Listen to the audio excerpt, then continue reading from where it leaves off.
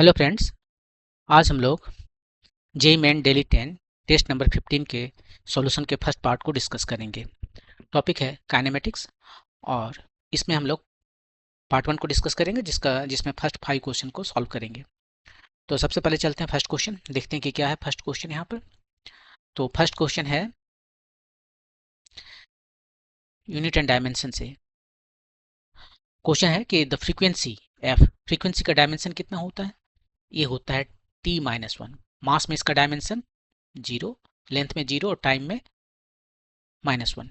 यहाँ पर टाइम को कैपिटल टी ना लिखकर हम स्मॉल टी लिखेंगे, ऐसे इसलिए क्योंकि एक कैपिटल टी इधर टेंशन को दिखा रहा है तो उससे कंफ्यूजन हो जाएगा, तो स्मॉल टी लिख देते हैं। और vibration of string depends on its length, length पर डिपेंड करता है, टेंशन पर डिपेंड करता है और मास पर यूनिट लेंथ म्यू पर डिपेंड करता है। Using dimensional analysis which of the following expression is dimensionally consistent for the frequency. अब यदि आपने साउंड और वेव मोशन पढ़ा है तो आपको तुरंत पता हो जाएगा कि एफ जो है सो क्या होता है। वो डिपेंड करता है कि स्ट्रिंग कैसा है। स्ट्रिंग यदि दोनों तरफ फिक्स्ड है या फिर स्ट्रिंग एक तरफ फिक्स्ड है तो उस हिसाब से यहाँ पर होता है n या 2n-1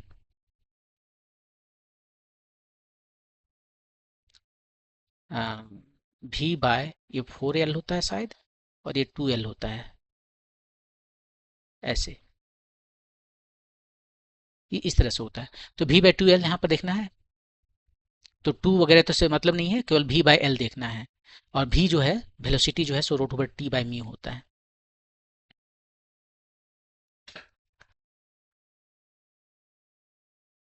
तो उस हिसाब से सही कौन हो गया? उस हिसाब से सही हो गया t बाय म्यू और इधर 1/l, 1/l t by mu, option number 1 सही हो गया।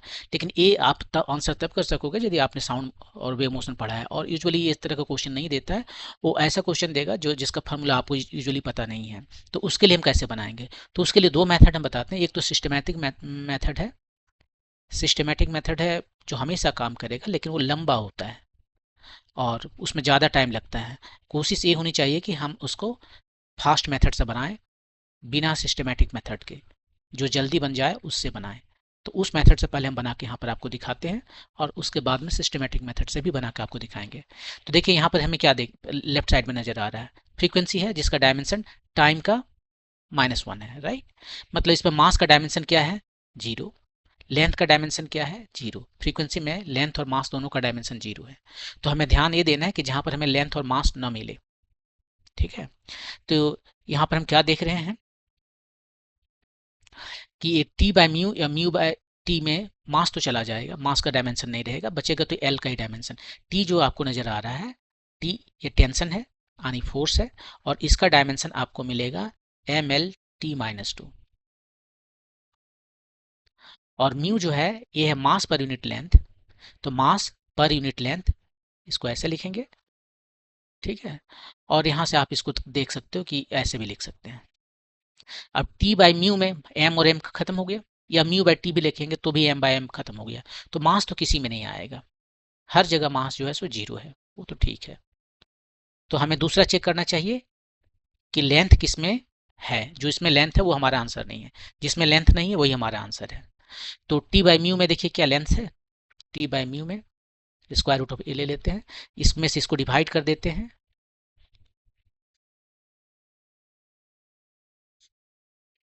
ठीक है। ये एम खत्म हो गया और ये l-1 ऊपर जाके l2 और उसका स्क्वायर रूट l आ गया, और ये हो गया हमारा t-1।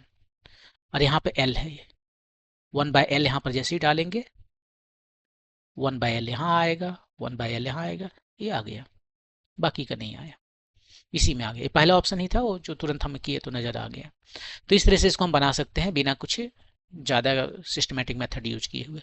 लेकिन हमेशा ऐसा बनाना पॉसिबल नहीं होता है, कभी कभी यदि बहुत लेंदी है तब सिस्टमेटिक मेथड से ही बनाना अच्छा रहता है। लेकिन उसमें आपको 2-3 इक्वेशंस जो आएंगे, 3 इक्वेशंस, यदि केवल एम एल और टी फिजिकल क्वांटिटी है तब, यदि करंट आया तो एक और हो गया, टेम्परेचर भी उसमें इन्वॉल्व कर दिया तो एक और हो गया, तो उस केस में 4 या 5 होंगे इक्वेशंस। उसको सॉल्व करके आपको ये एक्सप्रेशन पता करना पड़ेगा। तो उसको कैसे करते हैं देख लीजिए, यहाँ पर कैसे करते हैं।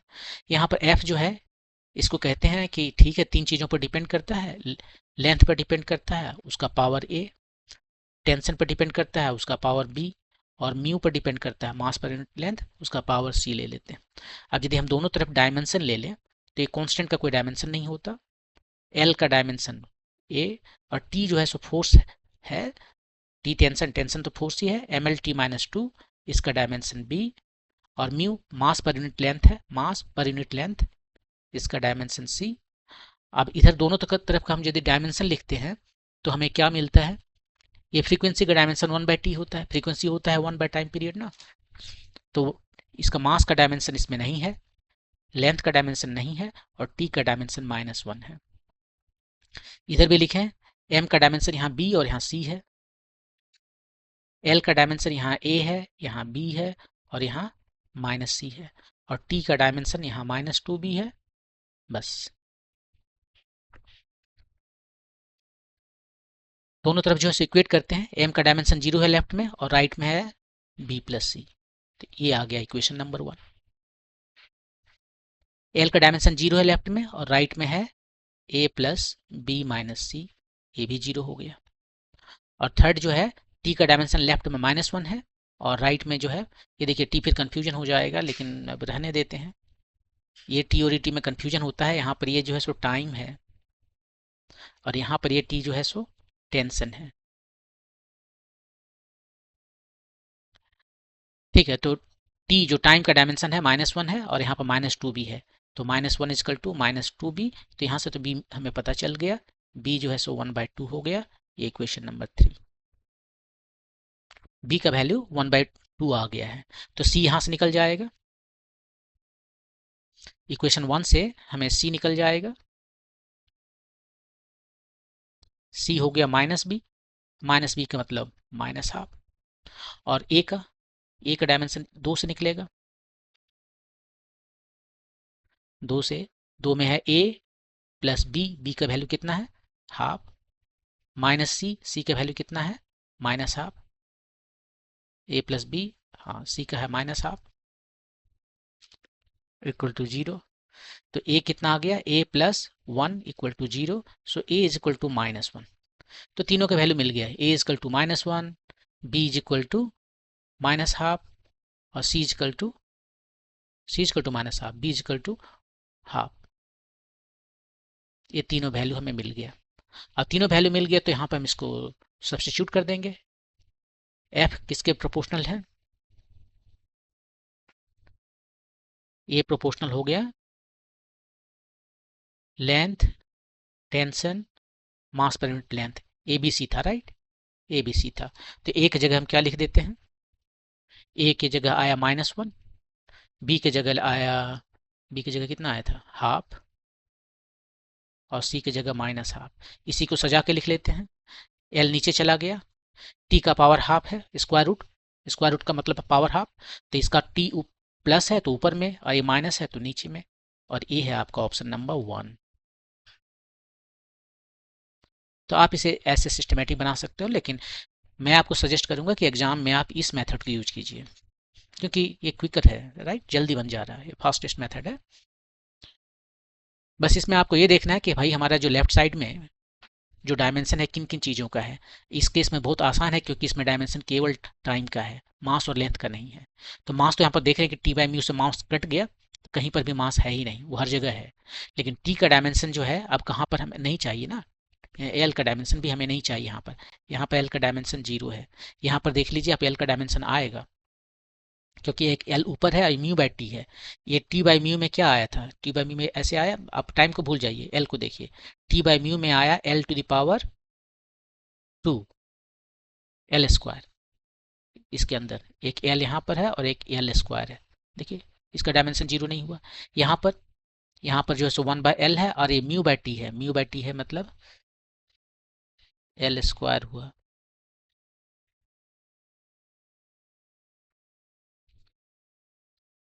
ये l⁻² आएगा, तो ये एक्चुअली फाइनली आ जाएगा 1/l2। और यहाँ पर तो देखिए 1/l2 इधर है और t/μ में जो है सो क्या आया था, ये t/μ में आया था l-2, ये तो 1/l4 हो गया ना, तो डायमेंशन कहीं भी नहीं रहेगा। डायमेंशन कहीं भी जीरो नहीं हो रहा है एक्सेप्ट वन में, इसलिए वन सही है। उतना देखने का नहीं जरूरत है, पहले आपका तो आंसर सही आ गया, तो फिर आगे बढ़ने की जरूरत नहीं। और ये रहा सिस्टमेटिक मेथड। ओके, मैं मूव करते हैं नेक्स्ट क्वेश्चन पे। ये क्वेश्चन भी यूनिट एंड डायमेंशन से ही है, और यहाँ पर क्वेश्चन है कि द वेलोसिटी भी, फोर्स एफ और energy E are chosen as fundamental unit. अभी हमारा जो फंडामेंटल यूनिट मैकेनिक्स में है वो क्या क्या है, मास लेते हैं, लेंथ लेते हैं और टाइम लेते हैं, ये हमारा फंडामेंटल यूनिट है। लेकिन कोई एलियन वर्ल्ड में मान लीजिए यदि वेलोसिटी, फोर्स और एनर्जी फंडामेंटल यूनिट है, तब जो डायमेंशन है मास का यहाँ पर वो कितना होगा। तो इसमें भी दो मेथड लगा सकते हैं। एक मेथड जो है सो फास्ट मेथड है, बिना कैलकुलेशन किए इसको just one by one option check करते जाएंगे। और दूसरा है सिस्टमैटिक मेथड। सिस्टमैटिक मेथड में आपको इक्वेशन सॉल्व करना होगा, दोनों तरफ एकदम सिस्टमैटिक से चलिए, डायमेंशन लिखिए। तो पहला मेथड यहाँ पर चलते हैं कि फास्ट मेथड है, ठीक है। तो देखिए लेफ्ट साइड में क्या है, केवल मास का डायमेंशन है, राइट। लेफ्ट साइड में जो है LHS में आपका जो डायमेंशन है वो मास का 1 है, लेंथ और टाइम का डायमेंशन 0 है। तो हमें क्या देखना चाहिए, RHS में भी हम चेक करेंगे कि वो कौन सा ऑप्शन है जिसमें लेंथ का डायमेंशन 0 है, चेक करेंगे। उसको चेक करने के बाद में देखेंगे टी का डायमेंशन 0 है। जिसमें ये दोनों सेटिस्फाइड हो जाएगा वही मेरा आंसर हो जाएगा, ठीक है। तो सबसे पहले हम देखते हैं। और दूसरी बात, मास का भी यदि डायमेंशन है तो एक ही तो होना चाहिए मास, दो नहीं होना चाहिए। जैसे एफ और एफ जो है इसका डायमेंशन आपको पूरा फिंगर पर रखना है, MLT-2। और एनर्जी का डायमेंशन, एनर्जी है फोर्स टाइम डिस्प्लेसमेंट, मैंने एक तो L और बढ़ जाएगा ये। और ये दोनों यदि मल्टीप्लाई कर दिए तो M का डायमेंशन 2 हो गया ना, इसको इसको मल्टीप्लाई करेंगे तो M का डायमेंशन 2 हो जाएगा। तो ये तो वैसे ही खत्म हो गया, ठीक है। यहाँ पर F और E, F को E से डिवाइड कर रहे हैं वो तो ठीक है, F को E से डिवाइड कर रहे हैं तो मास तो चला जाएगा। यहाँ तो मास ही चला गया, इसमें तो मास डायमेंशन का डायमेंशन नहीं है, तो ये वैसे ही खत्म हो गया। यहाँ पर मास का डायमेंशन 2 आ गया और यहाँ पर मास का डायमेंशन 0 है, क्योंकि F को E से डिवाइड कर दिए, F को E से डिवाइड किया, मास खत्म हो गया। यहाँ पर E है, इसके पास मास है, राइट। E बाय भी स्क्वायर, भी जो है सो वेलोसिटी है, तो E के लिए E बाय ये भी, ये जो क्वांटिटी है ऑप्शन हम 2 देख रहे हैं, ये ऑप्शन 2 है, हम उल्टा चल लिए। ये हो गया आपका ML2T-2 और नीचे में हो गया वेलोसिटी है LT-1, राइट। इसका पावर यहाँ पर 2 है, तो ये 2 यहाँ कर दिए, 2 यहाँ कर दिए, L2 खत्म, T-2 भी खत्म, आ गया M, यही आपका आंसर। यहाँ पर फोर्स डिवाइडेड बाय वेलोसिटी है, यदि ऑप्शन 1 में हम देखें तो नहीं आएगा। अब इसको करने की जरूरत नहीं है, लेकिन हम फिर भी देख लेते हैं। फोर्स जो है सो MLT-2 और वेलोसिटी जो है सो LT-1। M तो बचा हुआ है, L भी गायब है, लेकिन यहाँ T का जो है सो -1 है, MT-1, ये नहीं होगा। ओके, अब चलते हैं सिस्टमैटिक मेथड से। सिस्टमैटिक मेथड में क्या करना है, हम ले लेते हैं कि जो मास है वो प्रोपोर्शनल है ये तीनों क्वांटिटी का, वेलोसिटी का पावर अल्फा, फोर्स का पावर बीटा और एनर्जी का पावर गामा। यहाँ m का पावर 1, m का डायमेंशन 1, l का डायमेंशन t 0 और t का डायमेंशन 0।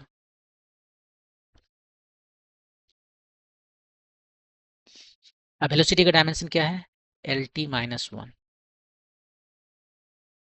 फोर्स का डायमेंशन है MLT-2। एनर्जी का डायमेंशन है ML2T-2। सजा के लिखते हैं, m का डायमेंशन पहले m लिखें, बीटा प्लस गामा। l का dimension alpha plus beta plus 2 gamma. And t का डायमेंशन माइनस अल्फा, यहाँ पर -2 बीटा और यहाँ पर -2 गामा। ये रहा, इक्वेट कीजिए दोनों तरफ मास, लेंथ और टाइम का डायमेंशन को, तो हमें इक्वेशन मिलते हैं। पहला जो हम m मास का देखते हैं तो beta plus gamma equal to 1, equation number 1। Length का डायमेंशन देखते हैं, alpha plus beta plus 2 gamma equal to 0। और लास्ट वाले देखते हैं, minus alpha minus 2 beta minus 2 gamma equal to 0। ये 3 इक्वेशंस हैं, 3 वेरिएबल है अल्फा बीटा गामा। आप यूनिकली सॉल्व कर सकते हो और उसका आंसर बता सकते हो।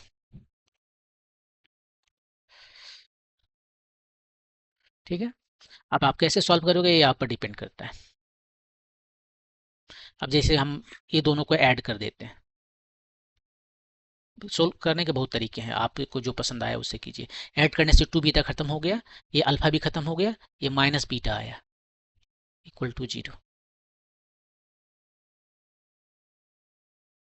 नहीं, कुछ तो गड़बड़ है ना, बीटा तो 0 नहीं होगा। हाँ, बीटा तो 0 है। ठीक है, ये अल्फा खत्म हो गया, ये 2 गामा माइनस 2 गामा खत्म हो गया, ये beta minus 2 beta, so minus beta equal to 0, मतलब बीटा इजकल टू 0। गड़बड़ नहीं है, सही है, बीटा का वैल्यू 0 आ गया। तो इक्वेशन नंबर 1 से आप देख सकते हो तुरंत कि गामा जो है सो 1 आ गया, और बच गया इक्वेशन नंबर 2। यहाँ से आप जो है सो अल्फा निकाल सकते हो। अल्फा कितना है पता नहीं, बीटा कितना है 0, और गामा जो है सो 1 है इक्वल टू 0। तो अल्फा आ गया -2। तो तीनों वैल्यू आपको मिल गया है। अब आप जो है सो इसे लिख सकते हो कि मास जो है सो कितना है, मास जो है यहाँ से भी एफ, और ये क्या था, भी था वेलोसिटी, फोर्स और एनर्जी। ये अल्फा बीटा गामा था। तो इसका डायमेंशन जो है वो क्या लिखेंगे, भी का डायमेंशन अल्फा, अल्फा कितना -2, एफ के पावर डायमेंशन बीटा, बीटा जी कितना है 0, वो भूल गए। एनर्जी का डायमेंशन कितना है गामा, गामा का वैल्यू 1। तो गामा भी to the power -2 dimension 2 gamma, so energy भी टू द पावर -2। ये आ गया आप यहाँ से। तो सिस्टमेटिक तरीके से बना सकते हैं, उसमें हमेशा बनेगा, लेकिन काफ़ी टाइम लगेगा और एग्जाम में इसको नहीं करने का। आप इसे करोगे तो बहुत सारे सवाल छूट जाएंगे। ओके, मूव करते हैं नेक्स्ट क्वेश्चन पे। एक क्वेश्चन एरर से है, परसेंटेज एरर से है। देखिए यहाँ पर क्वेश्चन दिया हुआ है कि एक फिजिकल क्वांटिटी है पी, और वो डिपेंड करता है 4 वेरिएबल पर, ए बी सी डी। चारों को एक्सपेरिमेंट पे आप मेजर करते हैं, मेजर करने में थोड़ा सा एरर लाते हैं, क्योंकि एकदम 100% एक्यूरेट तो मेजर कर नहीं सकते, हमेशा थोड़ा ना थोड़ा तो एरर आएगा। ए में कुछ एरर है, बी में है, सी में है, डी है। If the percentage errors in the measurement of A B C and D are 1%, 2%, 3% एंड 4% respectively, what is the total percentage error in the P. P में कितना एरर, आप पी कैलकुलेट कर रहे हो, ए बी सी डी आप measure कर रहे हो एक्सपेरिमेंट करके, ठीक है, और पी जो है सो आप इस फॉर्मूला से कैलकुलेट कर रहे हो। तो ए बी सी डी तो 100% करेक्ट है नहीं, उसमें एरर है, और एरर दे दिया परसेंटेज में इतना है। तो पी का मेजरमेंट भी 100% करेक्ट होगा नहीं, क्योंकि ए बी सी डी यदि 100% करेक्ट होता तो पी भी होता, लेकिन ये तो पॉसिबल नहीं है। तो उस केस में क्या है कि पी में जो एरर आएगा, अब पी में कितना एरर आएगा वो आपको बताना है। तो ये 2 तरीका यहाँ पर है, 2 तरीका नहीं है, 2 बातें आपको याद रखना है। पहली बात ये, यदि एरर्स है, एरर्स जो है वो बहुत कम है, कितना कम है, हम कहेंगे 10% से यदि कम है, तो आप जो फार्मूला यूज करोगे वो कैलकुलस वाला फार्मूला यूज करके बना लेना है। क्या है कैलकुलस का फार्मूला, सिंपली ये कि आप इसको डिफ्रेंशिएट करो तो आप डीपी निकाल सकते हो, राइट, हम डेल्टा पी बोल रहे हैं, और उसको फिर पी से डिवाइड कर दोगे तो आपको क्या मिलेगा, यहाँ पर सिंपली जो पावर है, ए का पावर 2 है, 2 times A delta A by A. ये डेल्टा ए बाई ए को कहते हैं फ्रैक्शनल एरर, और इसी को 100 से मल्टीप्लाई करेंगे तो परसेंटेज एरर हो गया। सर हमेशा प्लस रहेगा, आप यदि डिफ्रेंशिएशन करोगे तो माइनस भी आएगा ना, नीचे वाला को माइनस आएगा, लेकिन एरर में जो है हमेशा प्लस हम लेते हैं, वो माइनस भूल जाते हैं, प्लस कर देते हैं जानबूझकर। और ऐसे इसलिए करते हैं क्योंकि जो कुछ भी हम बताने जा रहे हैं, अपना डेटा लिखने जा रहे हैं, उसमें जितना मैक्सिमम पॉसिबल एरर हो सकता है वो हम इंक्लूड करते हैं। जो एक्चुअल एरर है वो जितना हम बता रहे हैं उससे कम ही आएगा, ठीक है। लेकिन यहाँ पर just to be the safe side हम क्या करते हैं, मैक्सिमम जो पॉसिबल एरर है उसको हम लिख देते हैं। तो इसलिए यहाँ कहीं भी माइनस कभी नहीं आएगा, चाहे नीचे में रहे या माइनस रहे, ए माइनस बी रहे। हाँ, जैसे कि ए माइनस बी है कोई क्वांटिटी सी इक्वल टू, तो इसका एरर जो है सो ए का एरर और बी का एरर का सम होगा, माइनस नहीं करेंगे। एक्चुअल में माइनस हो भी सकता है, नहीं भी हो सकता है, लेकिन हम just to be the safe side हम लेते हैं कि जब सी का वैल्यू बताते हैं तो हम दोनों के एरर को सम करके बताते हैं। यहाँ पर भी वही करेंगे, ये नीचे में आएगा तो डिफ्रेंशिएशन में माइनस आएगा, लेकिन हम सम कर देंगे। तो 3 times delta B by B plus 1 times delta C by C, और ये डी का पावर हाफ है तो half times delta D by D. तो आप बताइए कितना आया। इसमें कितना एरर है, 1%, 2%, 3%, 4%। सो 2 टाइम्स 1%, ये जो है अब हम निकाल रहे हैं परसेंटेज में। 3 टाइम्स 2%, ये 1 टाइम्स 3%, और ये हाफ टाइम्स 4%। कितना आ गया आप निकाल लीजिए। ये 2, 6, 6 2 8 और 3 11 और 2 13%। ये आपका आंसर हुआ 13%, ऑप्शन नंबर 1। यदि आप एग्जैक्ट निकालना चाहो तो 13% नहीं होगा। ठीक है, थोड़ा सा कुछ होगा, लेकिन 13 पॉइंट में भी 1% या 12.9% कुछ ऐसे आएगा, बहुत क्लोज आएगा 13% के। तो यही आपका आंसर है। तो पहली बात तो ये है कि एरर जब 10% से कम है तब आप इस फार्मूला को लगा सकते हैं। ये फार्मूला हमेशा नहीं लगा सकते। लेकिन यदि एरर 10% से ज़्यादा है, जैसे 20% है, 50% है, हाँ, तो आप क्या करोगे, तो ये फार्मूला नहीं लगा सकते। तब आपको क्या करना है, आपको एक्चुअल कैलकुलेशन करना होगा। एक्चुअल कैलकुलेशन करना होगा। जैसे कि पहले आप पी का वैल्यू निकालिए, जो भी है आपका। ए कितना था, A square B cube by C square root by D, ये है, ये ओरिजिनल है, एकदम एक्यूरेट है। अब एरर इसमें आ गया है, तो अब आप जो पी प्राइम निकाल रहे हैं वो ए प्लस इसमें जो एरर है, कितना एरर है, 1% नहीं, अब तो 10% है। तो यहाँ पर मान लीजिए हमारा 10% है तो 0.1, ऐसे। बी में एरर मान लीजिए हमारा 20% है तो बी प्लस 0.2 बी, ऐसे करके आप निकालिए। सी में मान लीजिए 30% है तो 0.3, और डी में मान लीजिए 40% है तो डी प्लस 0.4 डी।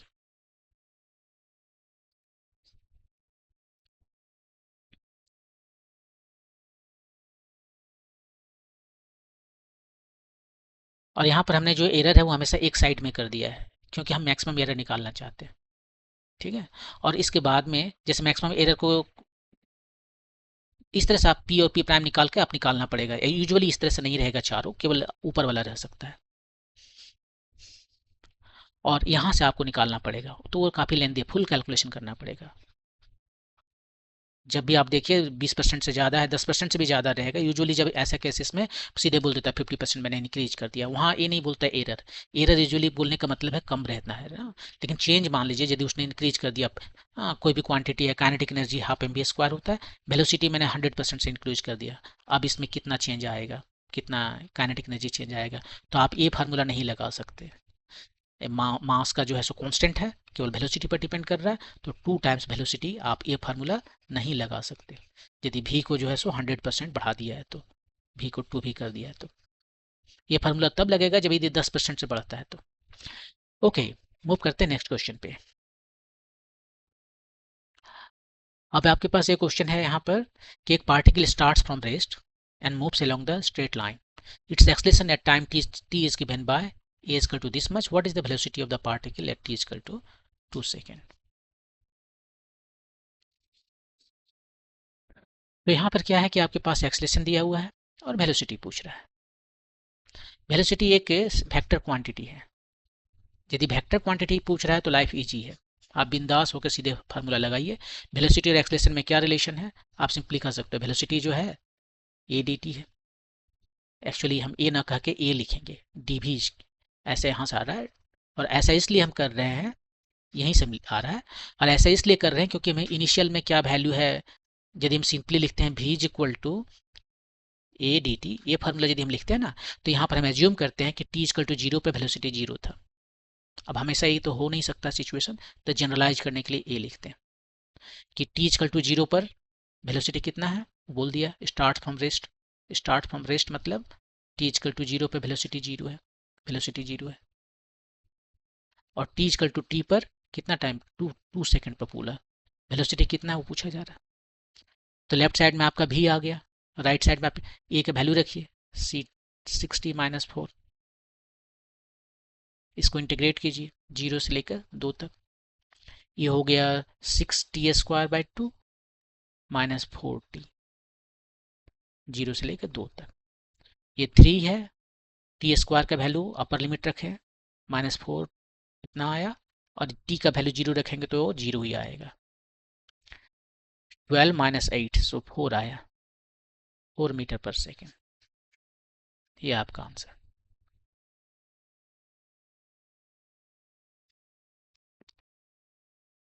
आप चाहते तो इसको ऐसे भी बना सकते थे। कभी कभी ना ग्राफ बहुत ही यूजफुल होता है। और यहाँ पर आप एक्सलेशन और टाइम का ग्राफ देखिए कैसे दिया है। एक्सलेशन क्या है? एक्सलेशन दिया है 60 - 4, 60 - 4। ये 60 - 4 कैसे, कहाँ से होगा? कुछ ऐसे होगा, यहाँ से स्टार्ट होगा, ऐसे जाएगा। ये -4 है एक्सलेशन, और 60 t किधर है? ये इसका स्लोप जो है सो यही है हमारा, a = 60 - 4, y = mx + c। m की जगह 6 आया, स्लोप 6 है, और इंटरसेप्ट y इंटरसेप्ट जो है सो -4 है, वही मैंने यहाँ दिखाया। ठीक है, ऐसे दिया हुआ है। पूछा क्या आपसे? वेलोसिटी। ए और टी को मल्टीप्लाई करेंगे तो क्या मिलेगा? वेलोसिटी। इसका मतलब है कि कहाँ से कहाँ तक, किस टाइम से किस टाइम तक बोला था? t = 0 टू t = 2 बोला था। t = 0 यहाँ पर है, नहीं, t = 0 यहाँ पर है, और t = 2 कहाँ है? ये कहाँ आएगा पता नहीं, t = 2 कहाँ है? अब जहाँ भी है आप वहाँ तक का एरिया निकाल लीजिए, पता कीजिए t = 2 पर ये कितना है। t = 2 पर a का वैल्यू कितना है?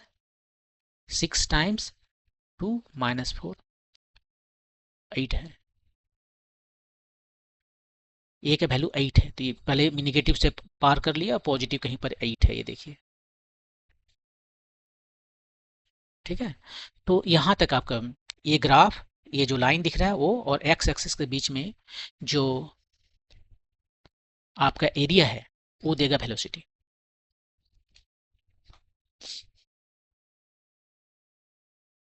ठीक है, तो वो आपका वेलोसिटी कौन सा हो जाएगा? एरिया।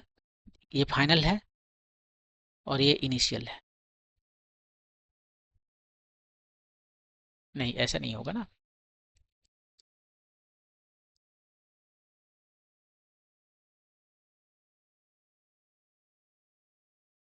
तो इसमें निकालने के लिए हमें क्या करना है? सिंपली तो एरिया ही तो निकालना है। ये वेलोसिटी जो है वो एरिया अंडर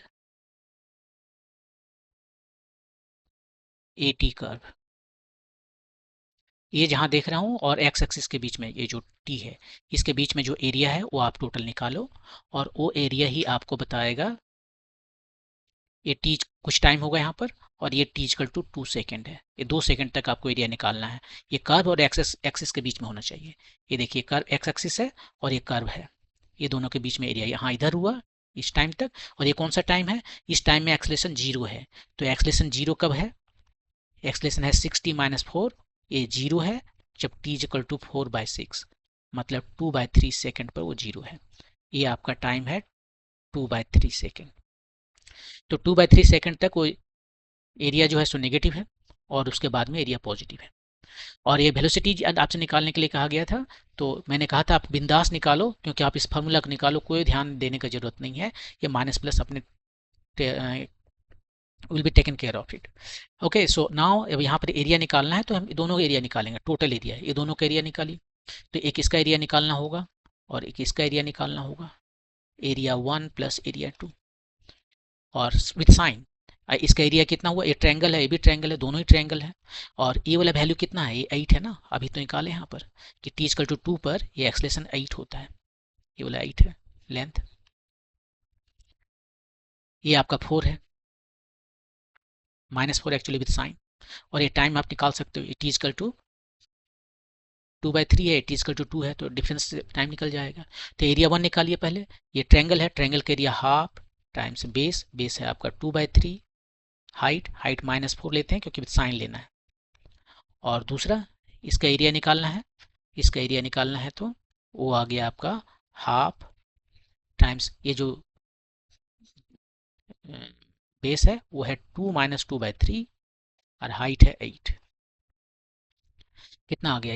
ये आ गया -4/3 फर्स्ट वाला, और सेकंड वाला आ गया टू टाइम्स फोर, फोर हो गया इधर, और तीन दूनी छः में से हो गया 4/3। तो कितना आया आपका? -4 + 16/3, 12/3, सो 4 मीटर पर सेकेंड। ग्राफिकली भी बना सकते हैं, लेकिन ग्राफिकली से तो बेहतर है कि आप कैलकुलस यूज कीजिए, ये जल्दी बन जा रहा है। ओके, मूव करते हैं नेक्स्ट क्वेश्चन पे। ए ball is dropped from a height h. It covers a distance of 9h/25 in the last second. Last second. So ये जमीन रहा, किसी हाइट से बॉल को ड्रॉप कर दिया गया यहां से, ये हाइट h है, और ये t इक्वल टू 0 है, ये t इक्वल टू मान लीजिए n है, ये t इक्वल टू n-1 है। तो ये लास्ट वाला जो है सो nth सेकेंड हो गया। इस nth सेकेंड में जो डिस्टेंस ट्रेवल कर रहा है वो है 9h/25।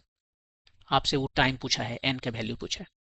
तो इसके लिए हमें फार्मूला पता है ना, हमें फार्मूला पता है कि nth डिस्टेंस में, nth सेकेंड में जो डिस्टेंस ट्रेवल किया जाता है वो कितना है, u + a/2 टाइम्स 2n-1। ये फार्मूला है, इसी को यूज करेंगे। लेकिन इसका जनरल फार्मूला क्या है आपको पता है? इसका जनरल फार्मूला ये है कि यहाँ पर देखिए जो टाइम इंटरवल है वो कितना है, 1 सेकेंड का। ये nth सेकेंड में बोला है ना। यदि ऐसा होता क्वेश्चन कि वो टाइम इंटरवल 1 सेकंड का ना होकर 5 सेकंड का होता, first 5 second, second 5 second, third 5 second, fourth 5 second, fifth 5 second, ऐसे करके होता, और उसके बाद बोलता है कि लास्ट का जो 5 सेकंड है उसमें कितना डिस्टेंस ट्रेवल कर रहा है। यही क्वेश्चन रख देता है कि लास्ट के 5 सेकंड में कितना डिस्टेंस ट्रेवल कर रहा है, वो आपको बताना है। तो उसके लिए फार्मूला ये होता है, सिंपली यहाँ पर जो हम लिख रहे हैं एन प्राइम कहते हैं। अब इसको यू पहले जो लिखे हैं उसी को लिख लेते हैं, 2n-1, राइट। और यहाँ पर डेल्टा टी लिखते हैं, ये इंटरवल का टाइम है, जैसे 5 सेकंड, इस केस में 1 है ना, टाइम इंटरवल जो है ये डेल्टा टी, ये 1 है तो यहाँ पर 1 रख दिए, और यहाँ पर डेल्टा टी स्क्वायर। बस दोनों में ही डिफरेंस है। आप यहाँ पर फॉर्मूला याद रखिए, S equal to U T plus half A T square, U T plus half A T square, साथ में यहाँ 2n-1 आ गया। ये आपका जो है सो डिस्टेंस ट्रेवल है, distance travel in n time interval. और इंटरवल जो है सो आपका कुछ भी हो सकता है, 1 सेकंड का हो सकता है, 2 सेकंड का हो सकता है, 3 सेकंड, 4 सेकंड, 5 सेकंड, 10 सेकंड, कुछ भी हो सकता है। इस पर्टिकुलर केस में जो फार्मूला यूजुअली लोग याद रखते हैं उसमें वो 1 सेकंड का है, तो इसलिए यहाँ पर यदि 1 रख दीजिए तो ये फार्मूला रिकवर हो जाएगा। तो खैर हमारा क्वेश्चन जो है सो लास्ट 1 सेकंड बोला, आने की जो टाइम इंटरवल है वो 1 सेकंड का है। तो उसको सॉल्व करने के लिए वो तो काफ़ी आसान हो गया, सॉल्व कर देते हैं। यहाँ पर एस एन कितना है ये बता दिया है, यही है एस एन, 9h/25। स्टार्ट किस स्पीड से किया है, 0 से। ड्रॉप किया गया, ड्रॉप करने जब किया गया है, जब बोलते हैं ड्रॉप किया गया है तो उसे 0 से छोड़ते हैं, छोड़ दिए तो अपने आप 0 स्पीड 0 था। यदि उसे थ्रो करते तब कुछ स्पीड होता अलग, नॉन 0। तो ये ड्रॉप किया गया है तो इनिशियल स्पीड 0। एक्सलेशन कितना है, धरती पर नीचे गिर रहा है तो एक्सलेशन तो g है, g का वैल्यू हम 10 ले लेंगे, g/2, 2n-1, n का वैल्यू निकालना है, 9h/25 g/2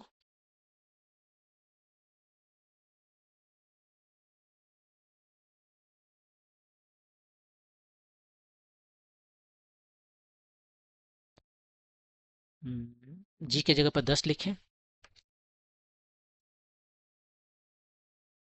10/2 टाइम्स 2n-1।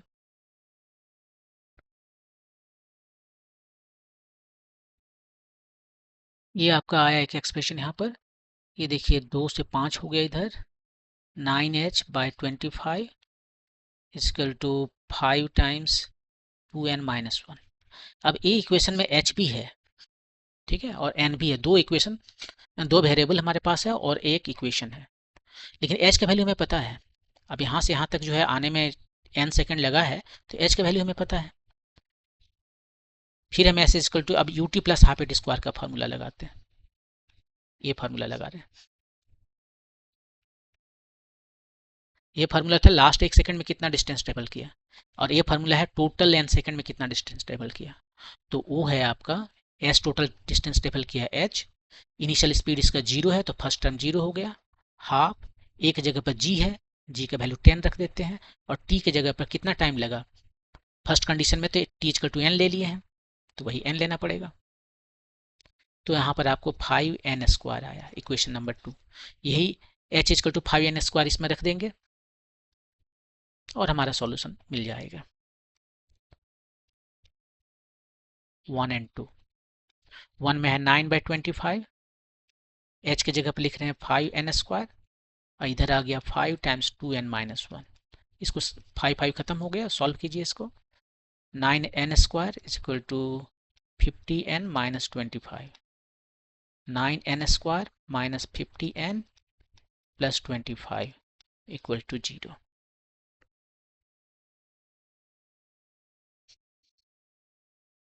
अब आप इसे सॉल्व कीजिए और सिंपली हम क्वाड्रेटिक फार्मूला लगा देते हैं, माइनस बी प्लस माइनस, ये हो गया 2500 b² minus 4ac, 4 times 9 times 25 by 2a 18, 50 plus minus,